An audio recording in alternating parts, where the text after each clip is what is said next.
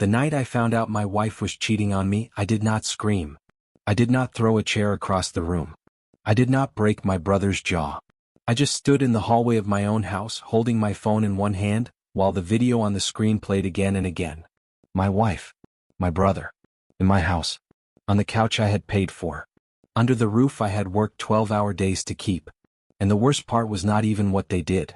The worst part was how comfortable they looked doing it, like I was already gone, like I was the stranger in my own life.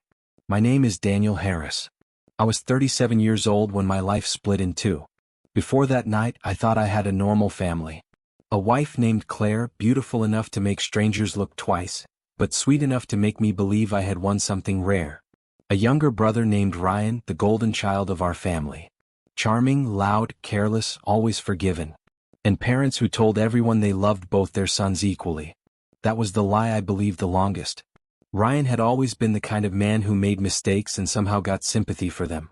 When we were kids, if he broke something, my mother said he was just energetic. If he lied, my father said he had a big imagination. If he failed at school, they said he was not challenged enough. If I failed, I was careless. If he borrowed money and never paid it back, he was struggling. If I asked for help, I was a grown man and needed to figure things out. That was how it had always been. I was the responsible one. Ryan was the one everyone protected. And Claire noticed that before I did. At first, she used to laugh about it. Your parents would forgive Ryan if he burned down their house, she once said. I smiled and said, probably. I did not realize she was studying the weakness in my family. I did not realize she was learning exactly where to strike.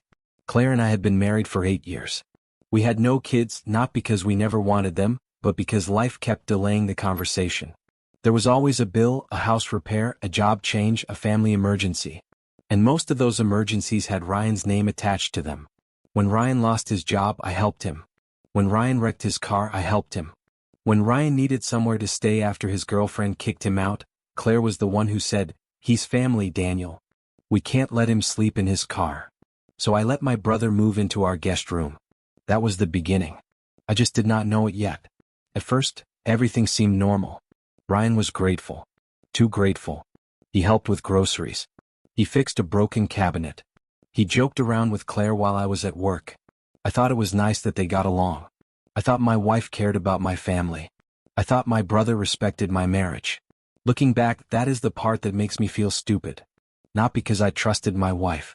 A man should be able to trust his wife. Not because I trusted my brother. A man should be able to trust his brother. I feel stupid because the signs were there and I kept explaining them away. Claire started dressing better when I was not home. Ryan started wearing cologne around the house. Their conversation stopped when I walked into the room. My wife started sleeping with her phone under her pillow. My brother stopped looking me in the eye. And my mother kept saying, "It's so nice that Claire and Ryan are close. Family should be close." That word, family. People use it like a blanket. But sometimes it is a knife. The truth came out because of a package. A week before Christmas, a delivery driver dropped a box on our porch while I was at work. It was expensive equipment for my job, and when I got home it was gone. Claire said she never saw it. Ryan said he had been out all afternoon. So I checked the small security camera above the garage. I was not looking for betrayal. I was looking for a box. But the camera had caught more than a missing package. It caught Ryan leaving the house at 1:14 p.m. Then coming back at 1:22 p.m. Then Claire opening the front door for him wearing my old gray sweatshirt and nothing but panic on her face. They kissed before the door even closed. I watched the clip once. Then again. Then I checked earlier footage. Different days. Different times. Same pattern. Ryan's car parked down the street. Claire opening the door. My brother walking into my house like he belonged there. For 20 minutes, I sat in my truck in the driveway, staring at the screen until my hands went numb. Inside the house, lights were glowing warmly through the windows. My wife was probably making dinner. My brother was probably laughing at something on TV. And I was outside, finally understanding that my life had been stolen quietly. Not in one dramatic moment, but little by little. By people who smiled at me every day. I went inside. Claire was in the kitchen. Ryan was sitting at the table drinking one of my beers. "Hey," he said casually. "Long day." I looked at him. Then I looked at Claire. She smiled, but it broke halfway across her face. She knew. Maybe not everything. But she knew I knew something. I placed my phone on the table and played the video. No words. Just the sound of the footage. The kiss. The door closing. The silence after. Ryan's face went pale. Claire covered her mouth. Nobody spoke. I waited. Part of me still expected Ryan to stand up and apologize like a man. Part of me expected Claire to cry and beg and admit the truth. Instead, Ryan looked at me and said the first sentence that showed me who he really was. It wasn't supposed to happen like this. Not, I'm sorry. Not, I betrayed you. Not, I destroyed my brother. Just that. It wasn't supposed to happen like this. I almost laughed. Claire started crying then, but not the kind of crying that comes from guilt. It was fear. Fear of consequences. Fear of losing the house. Fear of people finding out. Daniel, she whispered, please don't do anything crazy. Crazy. That word hit me harder than the video. I had just found out my wife was cheating with my brother, and somehow I was already being prepared to become the villain. Ryan stood up. Listen, he said. We need to talk like adults. I turned to him slowly. Adults? He swallowed. I know this looks bad. I stared at him. It looks bad. Claire cried harder. Ryan stepped closer. Daniel, I didn't plan this. Claire and we were both lonely. Lonely. I worked 6 days a week to pay for that house. I covered Ryan's bills when he was unemployed. I came home exhausted and still asked my wife if she needed anything. But they were lonely. That was the story they had chosen. I picked up my phone. Claire grabbed my arm. Please, she said. Don't call anyone. I pulled away. I'm calling Mom and Dad. Ryan's face changed instantly. Don't? That was when I knew. He was not afraid of hurting me. He was afraid of them seeing him clearly.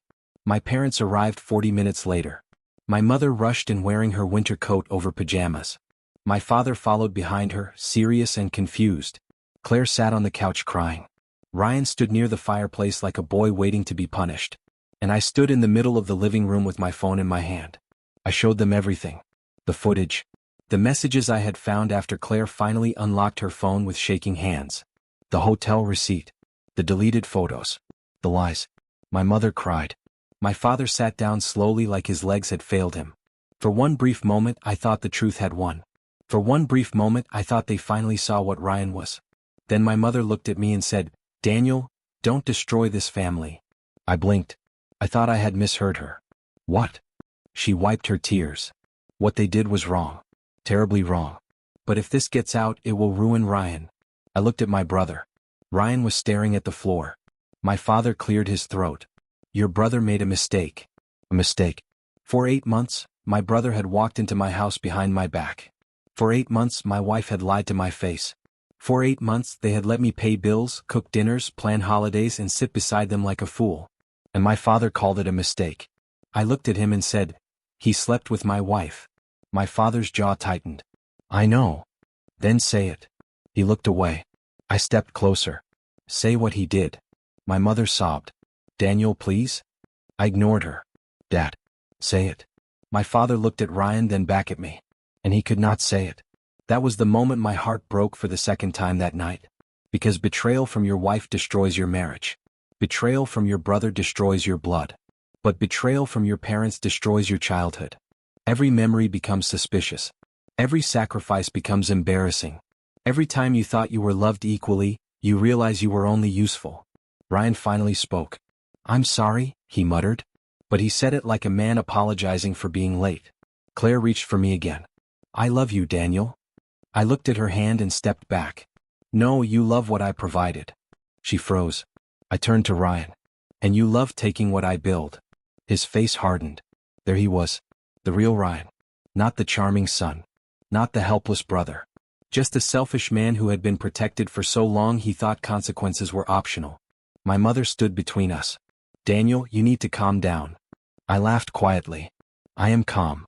And I was. That scared them more than anger would have. My father said, let's not make decisions tonight. I already made one. Claire looked up. What does that mean? It means Ryan leaves my house tonight. Ryan looked at my parents. Not at me. At them. Like he was waiting to be saved. And of course he was. My mother stepped forward. It's freezing outside. He has nowhere to go. I stared at her. He can go with you. She hesitated. My father rubbed his face. Then he said the sentence that finished it. Maybe you should leave tonight, Daniel. Just until everyone cools down. For a second, the room went completely silent. Even Claire stopped crying. I looked at my father.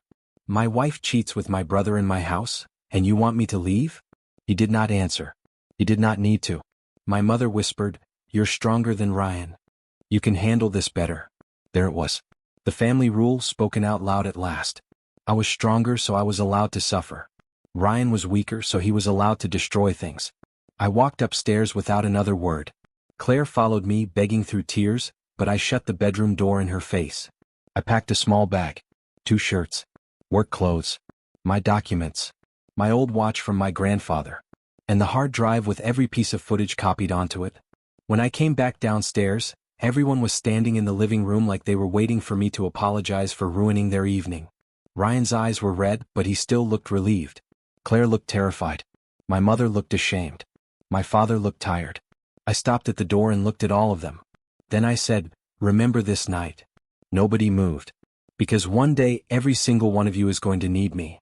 Ryan scoffed under his breath. My father looked offended. My mother started crying again. Claire whispered my name. I opened the door. Cold air rushed into the house. And before I stepped outside, I looked at my brother one last time. "You chose my wife," I said. "Now keep her." Then I walked out of my own home. Behind me nobody followed. Not my wife. Not my brother. Not my parents. That was how I learned the truth. Family does not always mean blood. Sometimes family means the people who watch you bleed. And still ask you not to stain the carpet that I slept in my truck that night. Not because I had nowhere else to go. I had money for a hotel. I had coworkers who would have opened their doors if I called. I had enough pride left to pretend I was fine. But I needed the cold. I needed the silence. I needed to sit alone in the dark and understand what had just happened. The heater in my truck worked only when the engine was running, so every hour I woke up shaking, started the engine, warmed my hands, and stared through the windshield at nothing. My phone kept lighting up. Claire called 17 times. My mother called 9. My father sent one message. "Don't do anything you'll regret." Not, "Are you safe?" Not, "I'm sorry." Not, "Your brother is wrong." Just a warning. Like I was dangerous. Like the man who walked away was the threat. Ryan did not call. Of course he did not. Men like Ryan do not chase consequences.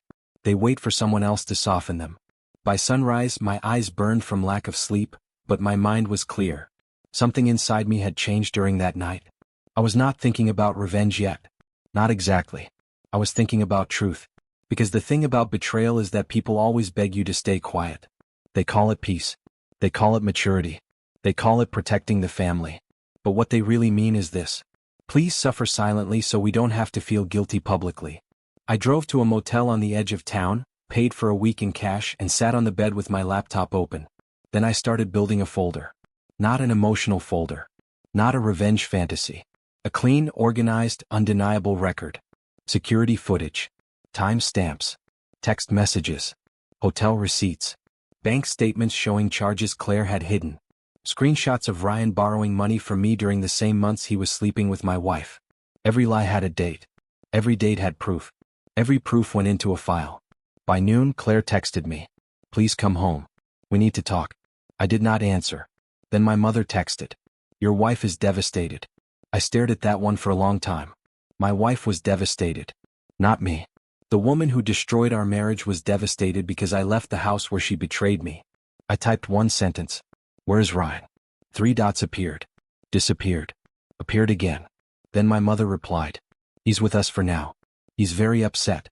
I laughed so quietly it almost scared me. Ryan was very upset. That was the family emergency now. Not my marriage. Not my humiliation. Not my life being torn open. Ryan's feelings. That afternoon I called a divorce attorney. Her name was Evelyn Ward.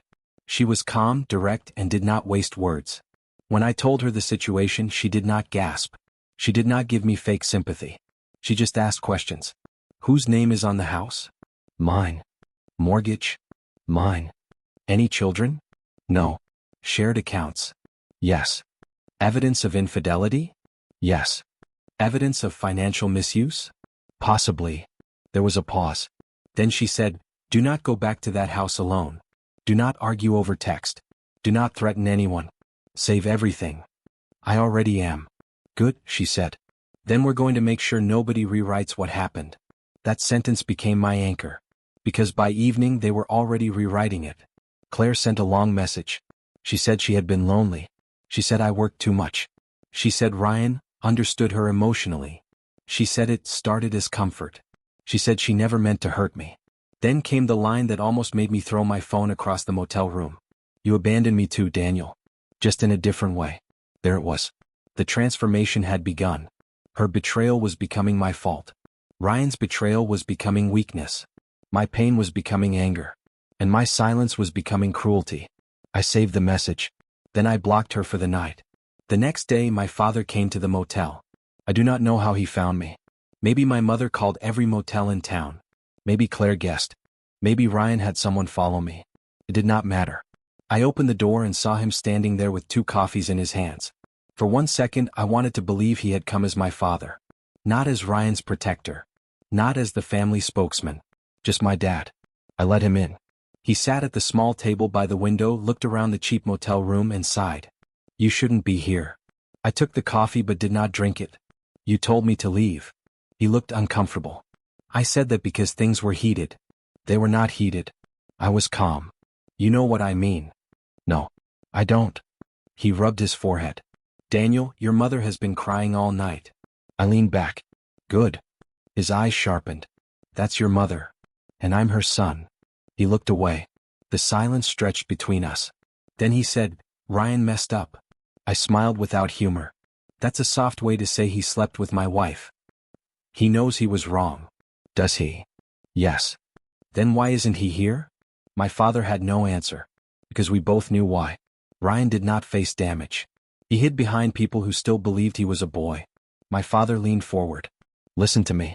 Divorce Claire if you have to. I understand that. But don't drag your brother through the mud. I stared at him. There it is. Daniel? No. Say the real thing. He frowned. What? You came here to protect him. I came here to protect the family. The family chose him. That is not true. I reached for my laptop, opened the folder and turned the screen toward him. I showed him 1 clip. Then another. Then a message. Then a receipt. His face changed slowly. Not with shock. He already knew enough. It changed with fear. Because he realized this was not just a messy family problem anymore.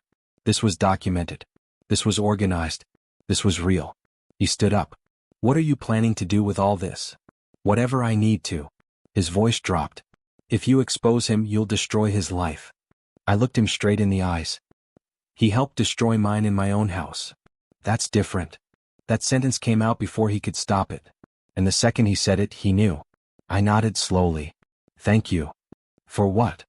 For finally being honest. He looked ashamed but not enough. Never enough.